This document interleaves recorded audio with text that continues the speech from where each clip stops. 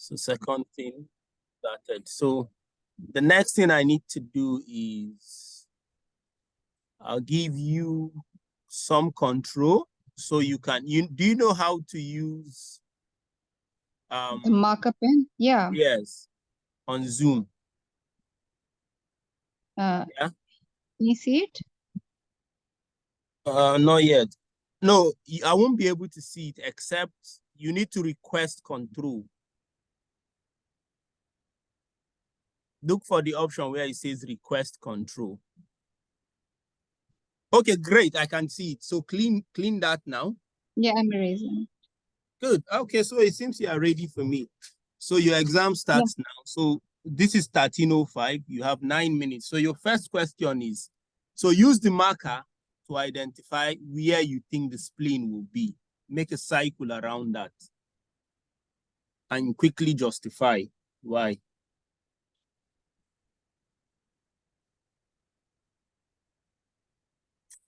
Okay, and why do you think the spleen will be there?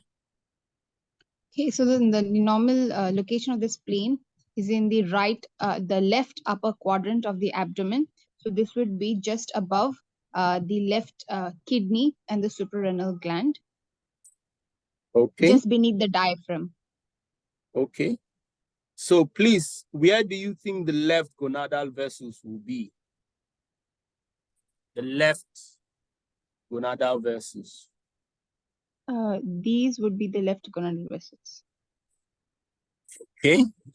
Where would they drain to? The left gonadal vessels, the left gonadal vein drains into the left renal vein. Okay. Now, please identify the left ureter and describe a common anatomical landmark that you can use to identify during surgery. Okay. Where do you think the left ureter would be? The tract. Okay. So in this region, okay. The left ureter. And the left ureter, it is in front of the transverse process of the 5 lumbar vertebra, and then it passes in front of the left sacroiliac joint and enters into the pelvis. So the question is, describe a common anatomical landmark used to identify it during pelvic surgery. All right. The anatomical landmark would be the bifurcation of the common iliac artery and common iliac vessels. Okay. So please identify the inferior mesenteric artery and vein. So just point, cycle where you think they would be with your marker. The question is, please identify the inferior mesenteric artery and vein. And at what anatomical level does this originate from the aorta? Okay, can you see it, doctor? I've marked it, and the anatomical level would be a lumbar 3 vertebra. So this is for what? Is it for the artery or the vein, or for both? This is the inferior mesenteric artery, and in case of inferior mesenteric vein, it would be in this region. It would be draining into the splenic vein. Okay. What is the question? Is saying, please identify the inferior mesenteric artery and vein. At what anatomical level? Now, please identify the left iliac vessels. Where do you the left iliac vessels? This is the left common iliac. This is the left external iliac. This is the left internal iliac vessels. Okay. When you say vessels, do you want any more? I mean I'm showing the artery, and beneath it is the vein. Okay. You mean beneath? Beneath would be like that's deeper to it, or superficial to it. Okay. So which is superficial, which is deep? The arteries are deep and the veins are superficial. Okay. So please identify where you think the sigmoid colon and rectum would be. Where would the sigmoid colon and rectum be? They would be in the pelvis. Yeah, but which, can you be more specific? Okay. They would be in the true pelvic cavity, that is beneath the pelvic brim. Are they one or two structures? Can you please repeat yourself? Are they a single structure or two separate structures? No, they are two structures that are in continuity. So the sigmoid colon continues as the rectum. Okay. The sigmoid colon, yeah. Okay. What is the blood supply to the rectum, and where do these vessels originate from? The rectum is supplied by the superior, middle, and inferior rectal artery. The superior rectal artery is a continuation of the inferior mesenteric artery. The middle rectal artery is a branch of the internal iliac artery, and the inferior rectal artery is a branch of the internal pudendal artery. Okay. So the next question is, you need to describe the pathological staging system for rectal cancer. Do you know, describe the pathological staging system for rectal cancer? Okay, that is the TNM staging, which is by the American Joint Association, AJCC Association. And so that the T staging is from T1 to T4. T1 involves the mucosa and the submucosa. T2 involves invasion into the muscularis propria. T3 involves complete invasion into the muscularis propria. And T4 involves invasion of the serosa as well as surrounding structures. Okay, any more? The N staging is N1 would be the regional localized lymph nodes, and N2 would be distant lymph nodes. And M0 is no metastasis. M1 is presence of distant hematogenous metastasis. Okay, any more? There is also the Duke staging for colorectal cancers. So the Duke staging, Duke's A is invasion of the tumor into the muscularis. Duke's B is invasion of the tumor through the muscularis. In Duke C is invasion of the tumor into the serosa, and Duke's serosa as well as surrounding structures, and as well as invasion into lymph nodes. And Duke's D is a distant metastasis. Okay. So can you describe the diagnostic workup for rectal cancer? Okay. So first of all, the patient will require um, a complete history, including clinical examination involving the full abdominal examination as well as a digital rectal examination. Then we should proceed with a proctoscopy, sigmoidoscopy, as well as colonoscopy with biopsy.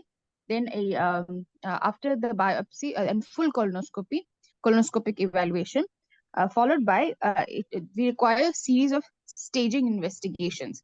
So this would include your transrectal ultrasound, the endoluminal ultrasound to see the depth of invasion as well as the local lymph nodes, the MRI, transrectal MRI. Okay, okay. What complications can occur from surgery for a rectal cancer?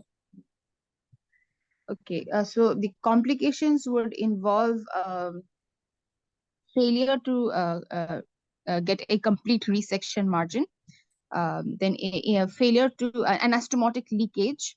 The question is, what complications can occur from surgery for a rectal cancer? Erectile dysfunction can occur, urinary urinary retention or urinary incontinence can occur, and then impotence can also be an issue, Okay. as well as. Okay, that's fine. That's the last question. I think your time is up and you were able to finish the question. So let's quickly go over your, okay, so we'll do the Pendleton's feedback. What do you think went well?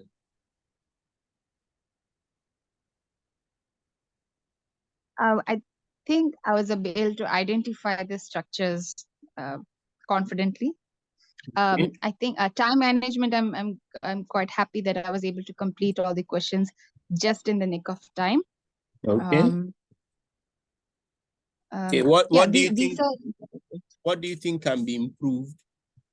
improved. I think my when the last few questions, I think the Duke staging I could have answered, or the TNM staging, these I knew would be questions that are asked. I could have answered in a more structured and a better way.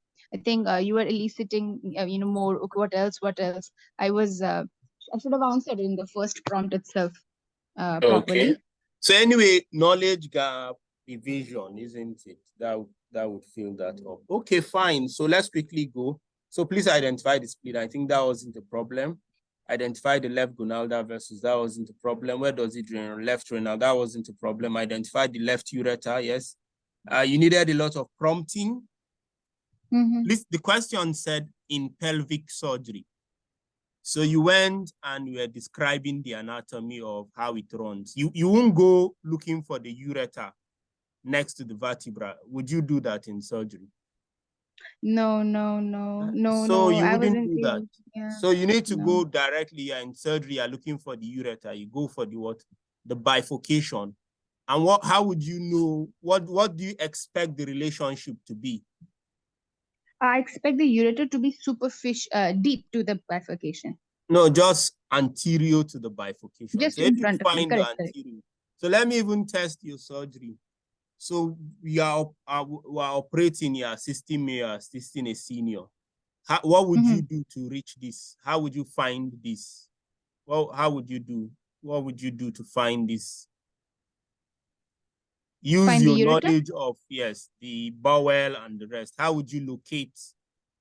How would you locate the how would you locate the iliac vessel, iliac artery? Okay. I would trace the so am I approaching from the You can anteriorly? approach however you want. How would you do it? I will first identify the aorta, go down, find the bifurcation of the aorta, But and then go to think of the structures you would come from. So start from the appendix. How would you look for the common iliac from the appendix side? Okay, from the appendix. From the appendix, I'll go to the mesoappendix. The mesoappendix, I will find the appendicular artery, and then its proximal continuation is the posterior cecal Not artery. really. So once you find the appendix, you find the cecum. What other bowel are likely to gather in the space? Okay, cecum. Cecum will be in No, the you right found iliac fossa. cecum. Medial to the cecum, what bowel would likely fill that space? Ileum. The Good. terminal So what ileum. would you do to the ileum? I will trace the ileum. No, you would retract the ileum out of your way. So what would you do what would you use to retract the ileum, the small bowel, out of your way? What will you ask the nurses to give to you? Valve for the No, what is it called? not valve for you. Ask them to give you what? Abdo pack. You know what an abdo pack is? Okay, is it like a big gauze Yes. kind of a soft pad that will grab all that and push it to the right upper normal quadrant? saline, and you retract it above. So that field is now clear. So what would you do next? Next, okay. If the small bowel is out of the way, just tell me what you do next. What will you do with your finger? Two of your finger. I will locate the abdominal aorta. The aorta is too high up, so you won't go looking for the aorta. So what you do for, you look for a pulse. A what? A pulse, because where do you find the bifurcation? Ah, okay, You okay, look for okay. a pulse and then go down, and then you should find it there. So this is practical surgery, yeah? So you don't just that's read great, yeah. and say you won't look, the aorta is too up, you don't need, so you retract the small bowel out of your way from there, because you're around the pelvic brim now, yeah? You're around the pelvic brim. And you know from your anatomy that where the common iliac artery divides around where? In front of the SI joint. Yes, so the SI, what do you mean by SI? Sacroiliac, yeah, so that's around the pelvic brim, isn't it? So fine, when you go medially, you look for a pulse and then you trace where you see two vessels. The internal iliac is not easy to see because it goes deep and posterior. So you most likely you. Now, how do you know that is the ureter? Intraoperative. Okay. How would you know that is the ureter, not a vessel or anything? Yes. Quickly, just three things is what I'm looking for. Okay, three things, right? It is just in front of the bifurcation. No, we've agreed that you found something in front of the bifurcation. How would you know that this is ureter, is not something else? Start with the color. Okay, it will be whitish. It's likely to be whitish. Good. What else? I'll trace it proximally to the kidney. Shape. Tubula. No, the kidney is too high up. So the kidney will not be anywhere. You won't trace it up to the kidney. You are going to run into trouble doing that. Tubular? Shape. It will be tubular. What about the tubular? It is tubular, and if I press it, it is like elastic. No, wait. No, it will be tubular and what? Vermicular. What does vermicular mean? It looks like a worm. Good. So the first thing is the color. Now, how do you confirm? What will you do? If you touch it, what will happen? It will, if I touch it, it will collapse. But if I leave it, it will regain No. This is not it. If you touch it, it's likely to do what type of movement? A colicky movement? No, so it's likely to undergo peristalsis. So that's how you know that. Or you pinch it with what type of forceps? A blunt, a non-tooth. No, so non-tooth, not blunt. So if you pinch it a little with non-tooth, you see, and then that's likely the ureter. So anyway, I think overall you got, and then the sigmoid and rectum, you are supposed to describe that the sigmoid is H-shaped, isn't it? Occupies most of the pelvis, while the what? The rectum is what? Tubular and straight. Yeah. So it's inferior to that. So, but overall, I think you got that. So you need some, and then you did very well with the vessels. So well done. That was no problem with that one. And then TNM, you need a little bit of revision. So when you say TNM, what does T mean? What does N mean? What does M? So tumor nodes metastasis, isn't it? Then always try and start from TX. What does TX mean? What does TO mean? What does TIS mean? Then before you go to T1 to T4.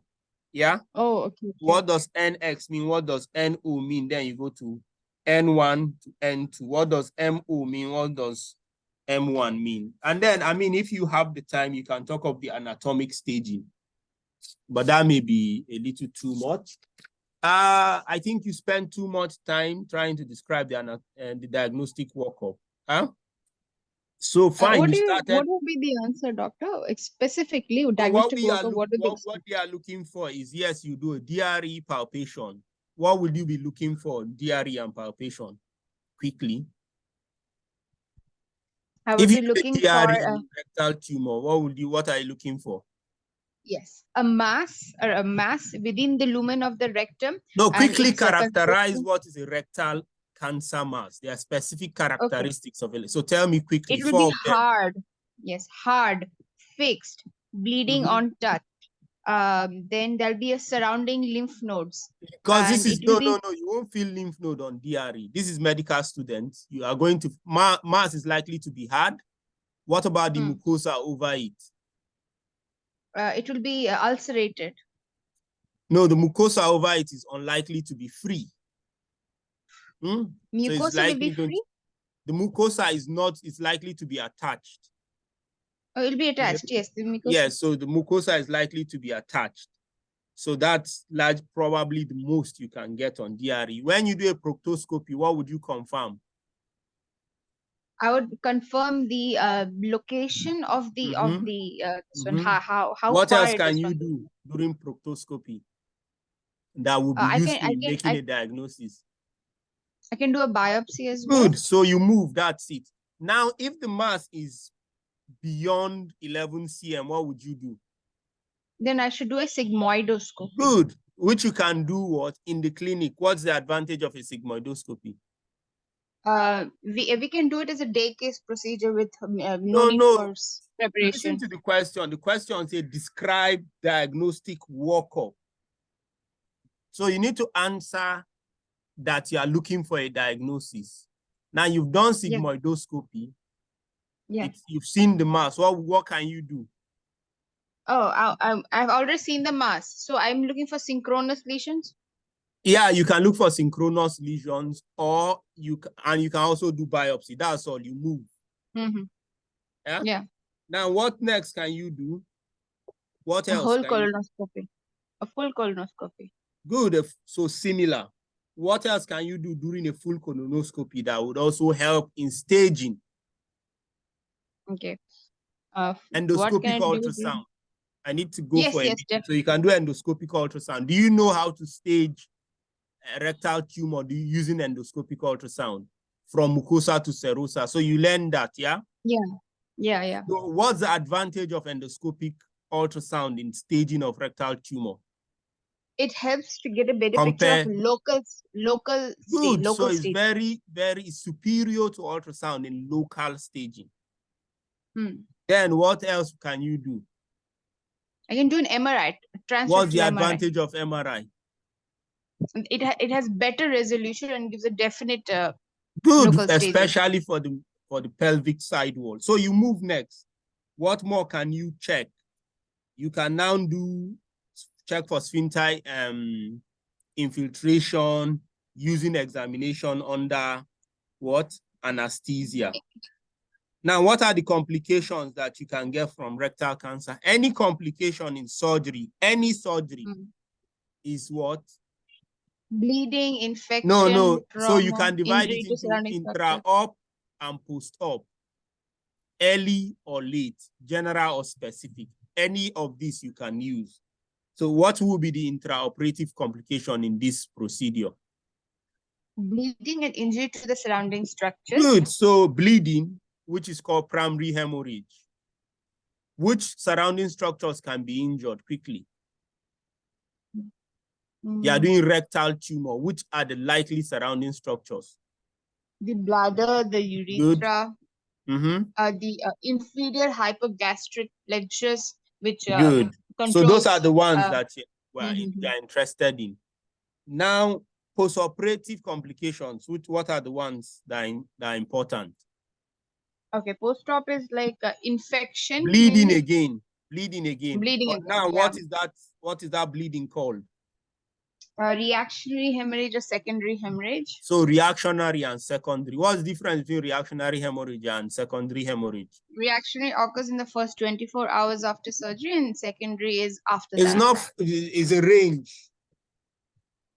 So it's between what? 6 to 24 hours. Some books say 4 to 24 hours. What's the reason for reactionary hemorrhage? Reactionary cause of reactionary hemorrhage is a dislodgement of clot or dislodgement of the ligature. Yes, one. Or sudden increase. Restoration of what? Blood pressure. What's the third reason? Can you repeat yourself? Restoration of blood pressure. Most times when patient's blood pressure return. What's the third one? The third one is a slough. Like if No, not like, slough. Most of the agents you use during surgery cause hypotension. permissive When you take out the hypertension. agents, hypertension no longer exists. Now, so what's the cause of secondary hemorrhage? Secondary hemorrhage, that would be like a reoccurrence of the Usually tumor. infection. Usually Oh, infection. infection. Secondary hemorrhage. So that's that. What else can happen postoperatively? Post-operative Specific to long-term this surgery. complications. Yes, impotence and No, that's late. Like, more secondary hemorrhage. When you do a rectal tumor, are you likely to do some anastomosis? anastomotic leak. What day is anastomotic leak likely to happen?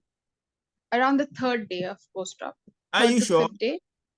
Around Or the is 5th it day. Why? 5th day? Why the 5th day? This is It because has to the do with collagen. What happens to the collagen? collagen, Mm-hmm. it breaks down in the 5th Good. day. So so the stage of wound healing.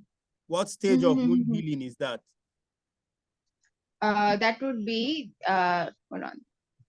Inflammation. Yes, so around the inflammatory. I don't know what Yeah. I've taught. Have I taught you the rules of 3 to 5 in wound healing? No, but I'm looking forward to it. Okay, so let's move on. What else can happen? You've operated the rectum.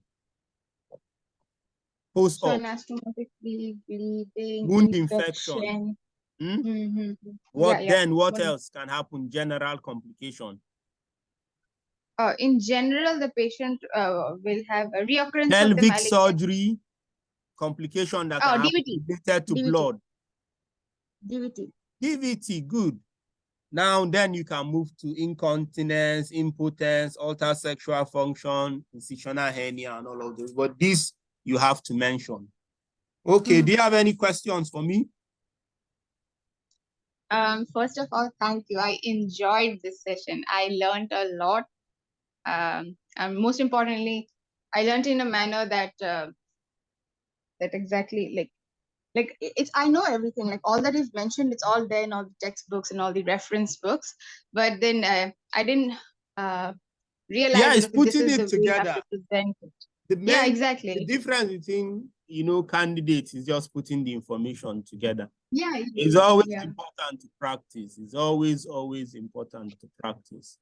It's putting it together that is the key. So keep encouraging people to join the group, and I need to do I have another meeting. So when I'm free, I'll let you know. We can do one more station.